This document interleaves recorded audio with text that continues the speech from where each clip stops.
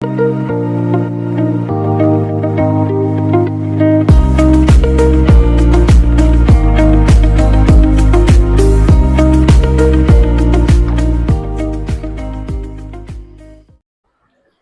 Students, आज आप लोग देख रहे हैं YouTube channel physics bye Animesh Singh and मैं अनिमेश सिंह आप लोगों को फिजिक्स पढ़ाने वाला हूं।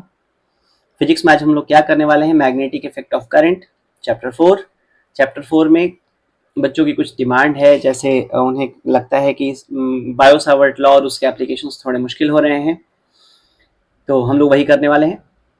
स्टार्ट करते हैं। सबसे पहले अगर आपको मैग्नेटिक इफेक्ट ऑफ करंट पढ़ना है तो थोड़ा सा 10th क्लास को रिकॉल करना पड़ेगा, जिसमें मैग्नेटिक फील्ड का डायरेक्शन हम पता लगाते हैं कि कैसे होता है। मैग्नेटिक फील्ड का डायरेक्शन कैसे देखते हैं हम लोग।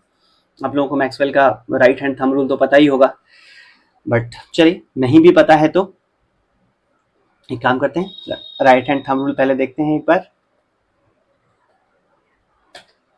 ओके, मैक्सवेल का राइट हैंड थंब रूल। मैं सबसे पहली चीज क्या बताने वाला हूं आपको, Maxwell's right hand thumb rule. Okay, ये क्या कहता है कि कोई भी कंडक्टर है उसे हम लोग रैप करने वाले हैं अपने राइट हैंड से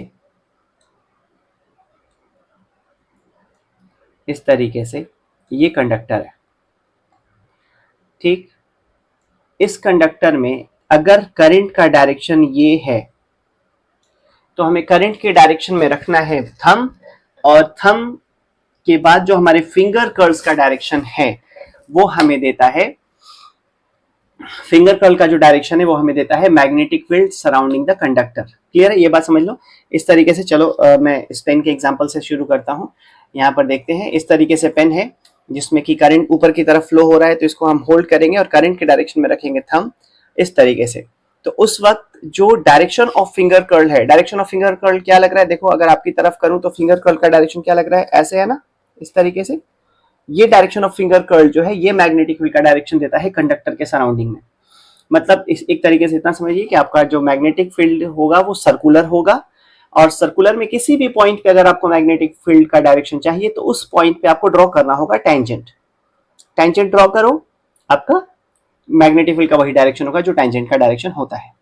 ठीक है, मैंने डायग्राम बनाया है, ये याद रखने के लिए बेहतर होता है। अब यहाँ पर मैं देखूं मैग्नेटिक फील्ड का डायरेक्शन सर्कुलर किस तरीके से होगा, तो यहाँ पर मैग्नेटिक फील्ड का डायरेक्शन कुछ ऐसे दिख रहा है, जिस डायरेक्शन में हमारा मैग्नेटिक फील्ड को हम डिनोट करेंगे बी से। तो किसी कंडक्टर के राइट साइड में अगर हम देखें तो राइट साइड में मैग्नेटिक फील्ड जो होगा वो क्रॉस दिख रहा है, that will be into the plane. Cross symbol होता है जिसको हम कहते हैं इनटू द प्लेन। और अगर लेफ्ट साइड की बात करें तो यहां पर हमारे फिंगर्स वापस होके रिटर्न आते हैं, तो हम इसको ऊपर की तरफ फिंगर आ रहे होते हैं तो इसको हम कहते हैं out of the plane.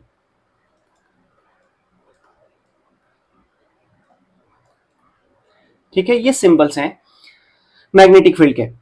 In cross और डॉट हम कहेंगे इनटू द प्लेन और out of the plane. Magnetic field को डिनोट करेंगे हम बी से। ठीक है, आप लोगों को क्लियर नजर आ रहा होगा जो भी मैंने लिखा है। इसके आगे बढ़ते हैं, मैक्सवेल का राइट हैंड थंब रूल। अब जैसे मान लो अगर ये कंडक्टर है, अगर मुझे इसके राइट साइड में देखना है तो हमारे जो फिंगर्स हैं वो अंदर की तरफ पॉइंट कर रहे हैं, तो magnetic field into the plane हो गया। और अगर हमें लेफ्ट साइड में देखना है तो इस तरीके से हमारा आउट ऑफ द प्लेन हो जाएगा। ठीक है, करंट के डायरेक्शन में रखना है थंब, और अब यहाँ पर देखना है एक सर्कल। सर्कल में अगर तुम किसी भी पॉइंट पे, इस पॉइंट पे अगर टेंजेंट चाहिए तो इधर होगा, इस पॉइंट पे टेंजेंट इधर की तरफ होगा, इस पॉइंट पे टेंजेंट इधर की तरफ, और इस पॉइंट पे टेंजेंट इधर की तरफ।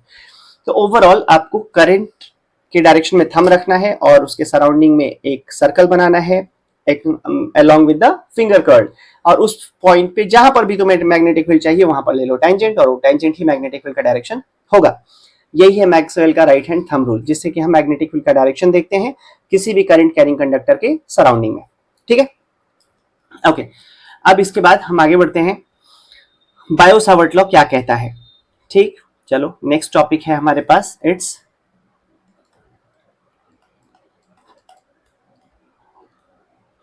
Bio Savart law. Biot Savart law किस लिए था, टू डिटरमाइन मैग्नेटिक फील्ड। ठीक है, बी डिटरमाइन करने के लिए मैग्नेटिक फील्ड को हम लोग बी डिनोट करते हैं, बी डिटरमाइन करता है ये। चल ये समझने वाली बात है, बी डिटरमाइन करने के लिए ये होता है। अब ये क्या कहता है, चलो सिंपल सी बात है, मैं बहुत सिंपल लैंग्वेज में लिख दूंगा, आप लोगों को समझने में कोई प्रॉब्लम नहीं होगी। कोई भी कंडक्टर है जिसमें कि करंट फ्लो हो रहा है आई, तो मैक्सवेल के राइट हैंड थंब रूल्स अगर हम राइट साइड में देखें तो यहाँ पर जो मैग्नेटिक फील्ड होना चाहिए वो होना चाहिए क्रॉस। क्लियर है, मेरी बात समझ में आ गई होगी। अब यहाँ पर इसी कंडक्टर में एक छोटा सा लेंथ अगर हम डीएल ले लेते हैं, समझते जाना, डीएल, डीएल का डायरेक्शन हमेशा आपको वही रखना है जो करंट का डायरेक्शन है। तो अगर छोटा सा लेंथ डीएल ले लेते हैं तो इस डीएल की वजह से, छोटे से लेंथ की वजह से हम आर डिस्टेंस पे मैग्नेटिक फील्ड अगर कहें तो दैट विल बी, मान लो डीबी। ठीक है, तो मतलब ये डीबी किसके लिए है, उस छोटे से लेंथ के लिए, ना कि उस पूरे कंडक्टर के लिए, मैं बस उस छोटे से लेंथ की बात कर रहा हूं। अब डीएल मतलब लेंथ और डिस्टेंस के बीच का एंगल अगर थीटा हो तो जो डीबी होता है, मैग्नेटिक फील्ड जो होता है डीबी, वो डायरेक्टली प्रोपोर्शनल टू होता है करंट, डायरेक्टली प्रोपोर्शनल टू होता है डीएल मतलब लेंथ, डायरेक्टली प्रोपोर्शनल टू होता है sine theta, and then inversely proportional to होता है डिस्टेंस के स्क्वायर के। अगर हम सबको कंबाइन करते हैं तो डीबी जो होता है वो डायरेक्टली प्रोपोर्शनल होता है I dl sine theta by r square. अब यहां की बात अगर हम करें तो अगर हम लोग प्रोपोर्शनैलिटी का सिंबल हटाते हैं तो डीबी जो होता है वो बनता है के I dl sine theta by r square. अब यहां पर के क्या है, चलिए मैं आपको के डिटेल कर दूं। के जो होता है, के होता है म्यू नॉट अपॉन 4 पाई, इसको हम कहते हैं मैग्नेटिक कांस्टेंट। एंड इसकी जो म्यू नॉट को हम क्या कहते हैं, म्यू नॉट को कहते हैं मैग्नेटिक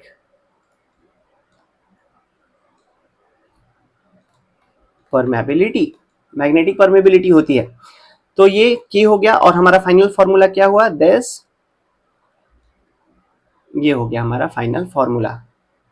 अगर न्यूमेरिक वैल्यू पता हो तो ये के की जो वैल्यू होती है फाइनली वो 10⁻⁻7 होती है। ठीक है, ये है बायो-सावर्ट लॉ। बायो-सावर्ट लॉ अगर आपसे पूछा जाता है तो आपको यही लिखना है कि magnetic field due to small current carrying conductor at angle I is I directly proportional to I, directly proportional to DL, directly proportional to sin theta, inversely proportional to R square। तो ये जो था ये हमारा था magnetic effect of current का सबसे पहला लॉ।